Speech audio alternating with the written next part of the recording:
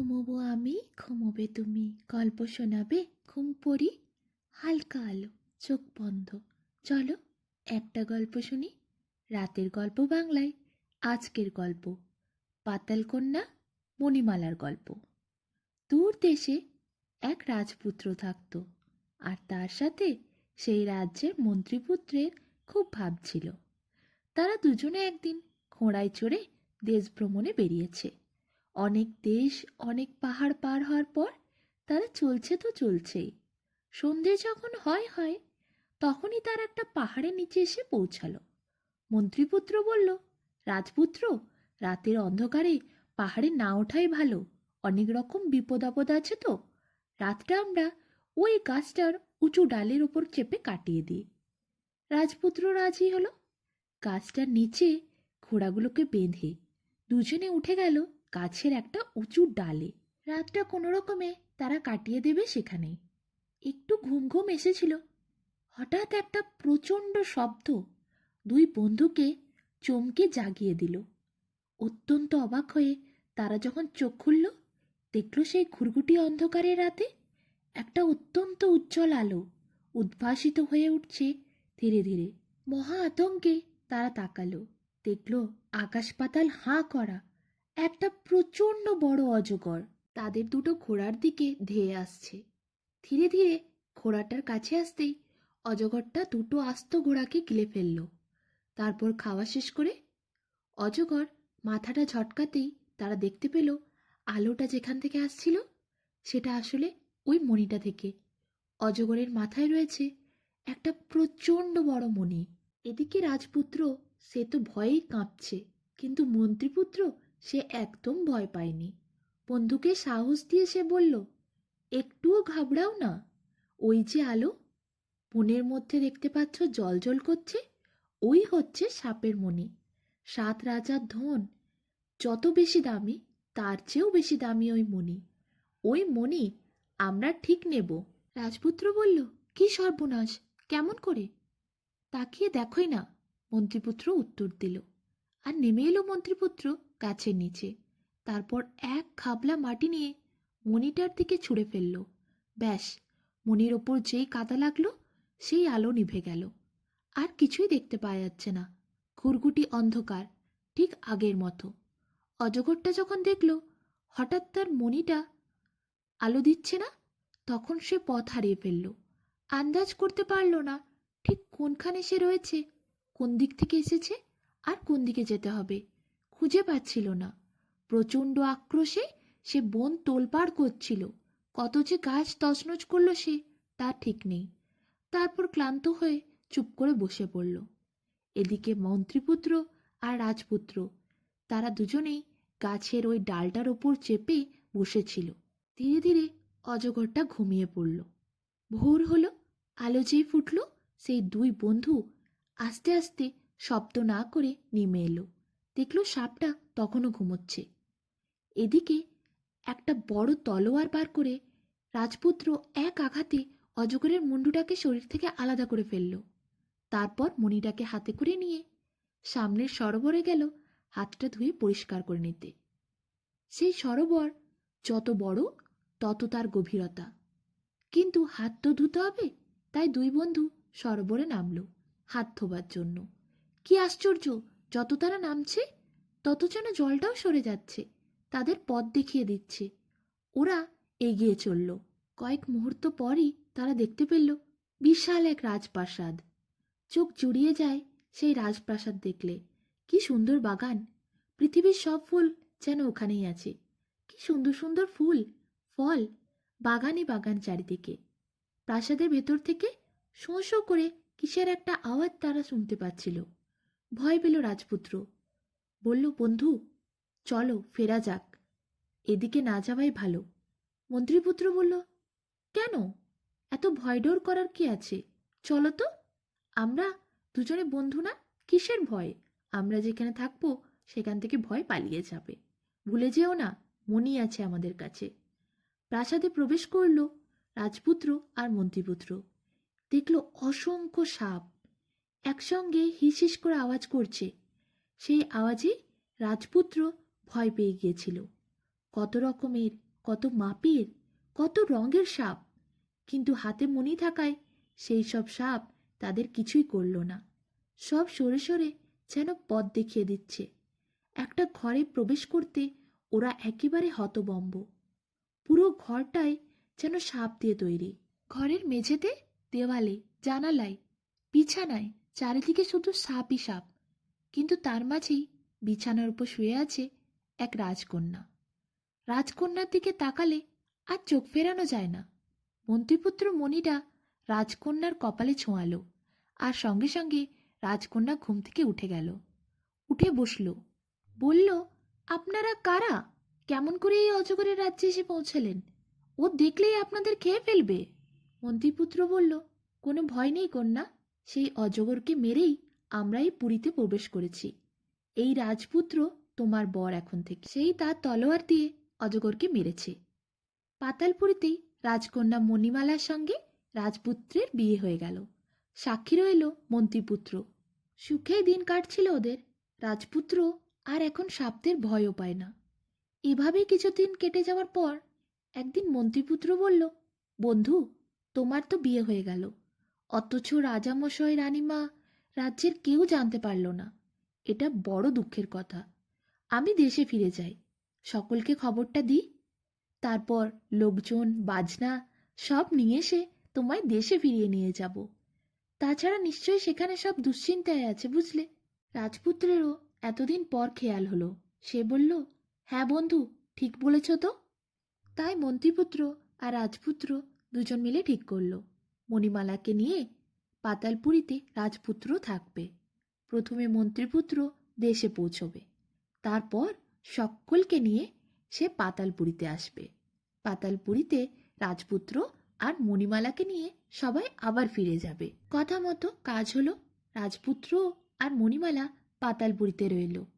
অন্যদিকে মন্ত্রীপুত্র দেশে ফিরে গেল। রাজপুত্রের কাছে কত পৃথিবীর মানুষদের কথা শোনে মণিমালা। অন্যদিকে মণিমালা, সেও পাতালপুরীর কথা শোনায় রাজপুত্রকে। মণিমালার খুব দেখতে ইচ্ছে করে পৃথিবীটাকে, পৃথিবীর মানুষদের। একদিন হয় কি, দুপুরবেলা রাজপুত্র তখন পাতালপুরীতে ঘুমোচ্ছিলেন। মণিমালাও ছিলেন পাতালপুরীতে। মণিমালা হঠাৎ করে মণিটাকে হাতে নেয়।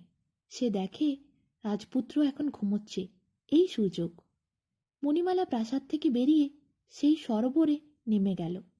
আস্তে আস্তে মণিটা হাতে নিয়ে সে যত নামছিল, তত নামতে নামতে পৃথিবীতে গিয়ে পৌঁছে গেল।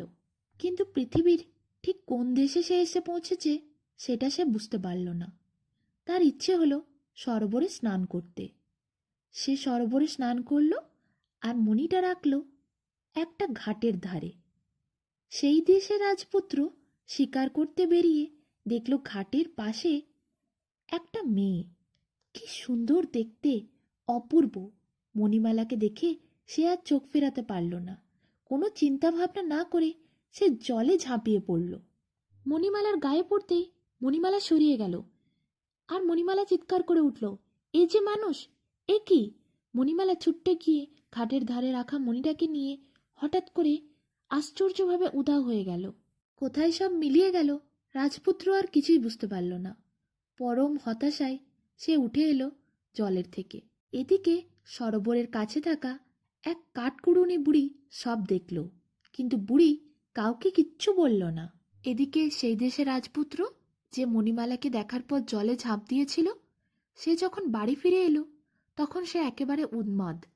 তার মুখে সবসময় শুধু একটাই কথা, এই ছিল, এই গেল। কত চিকিৎসা হলো, কিন্তু রাজপুত্র একই কথা বলে। দেশের ভবিষ্যৎ এইরকম অন্ধকার দেখে খুবই চিন্তায় রইল সেই দেশের রাজা। কত চিকিৎসাই না করা হলো।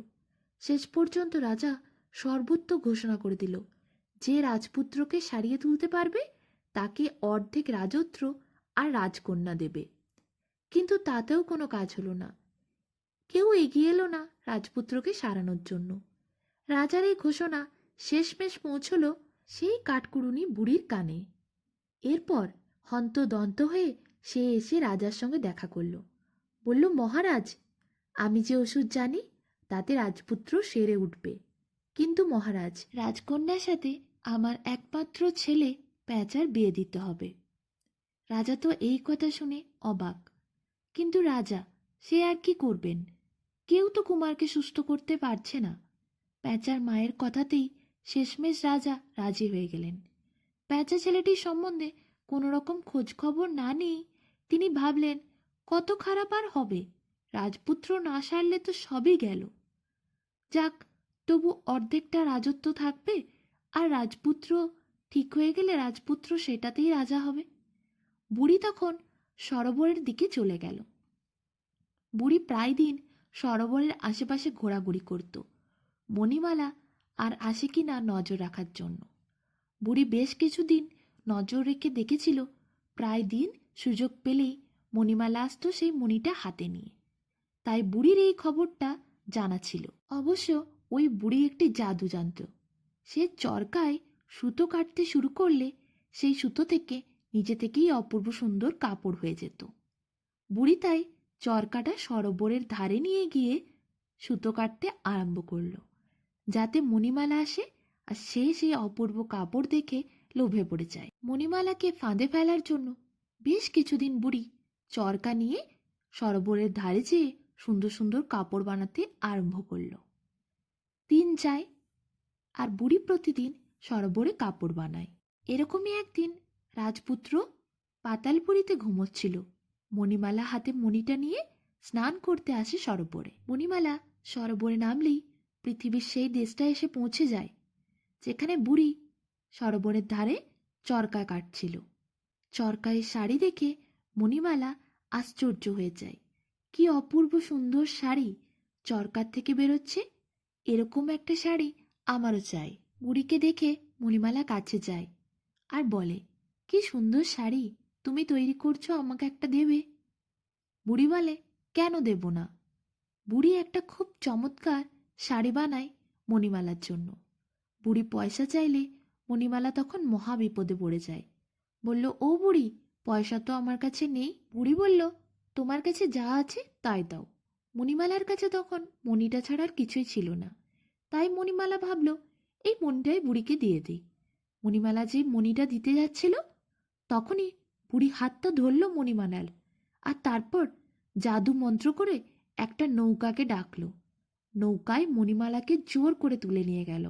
মণিমালা অনেক ছটফট করছিল, হাত পা ছুটছিল, কিন্তু কিছুতেই বুড়ি মণিমালাকে ছাড়ল না। মণিমালা বুড়ির কবল থেকে বেরিয়ে আসতে পারল না। মণিমালাকে আর বুড়িকে নৌকার তরতর্ক নিয়ে চলে গেল সেই রাজপুত্রর দিকে, রাজপুত্রের প্রাসাদে, যেখানে রাজপুত্র উন্মাদ হয়ে আছে। কিছু সময়ের মধ্যেই সেই নৌকোটা বুড়ি আর মণিমালাকে নিয়ে এসে পৌঁছালো একটা জায়গায়, যার তীরে ছিল এক বিশাল বড় প্রাসাদ। বুড়ি মণিমালাকে ধরে টানতে টানতে নিয়ে গেল সেই প্রাসাদের ভেতর, যেখানে ছিল সেই উন্মাদ রাজপুত্র। তার ঘরে মণিমালাকে ঢুকিয়ে বুড়ি ঘর থেকে চলে এলো, হাতে নিয়ে এলো সেই মণিটা। যেই রাজপুত্র মণিমালাকে দেখল, সঙ্গে সঙ্গে সে সেরে উঠল। রাজাও খুব খুশি। এদিকে রাজপুত্র তখন বলল, আমি মণিমালাকেই বিয়ে করব। মণিমালা তখন আর কি করবে? সে তখন বলল, বিয়ে হবে ঠিক আছে, কিন্তু আমার 1 বছরের ব্রত আছে, 1 বছর পর যা হবার হবে। মণিমালা মনে মনে ভাবতে শুরু করলো, কিভাবে এদের কবল থেকে আমি বাঁচব। এদিকে ওই বুড়ির ছেলে প্যাঁচা, সে বুড়ির সাথে থাকে না। সে দেশ বিদেশে বিভিন্ন জায়গায় ঘুরে বেড়ায়। কোথায় আছে এখন বুড়ি নিজেই জানে না। বুড়ি তো রাজকন্যার সাথে বিয়ের সব কথার ব্যবস্থা করে রেখেছে, তাই বুড়ি প্যাঁচাকে খোঁজ করার জন্য লোক পাঠালো।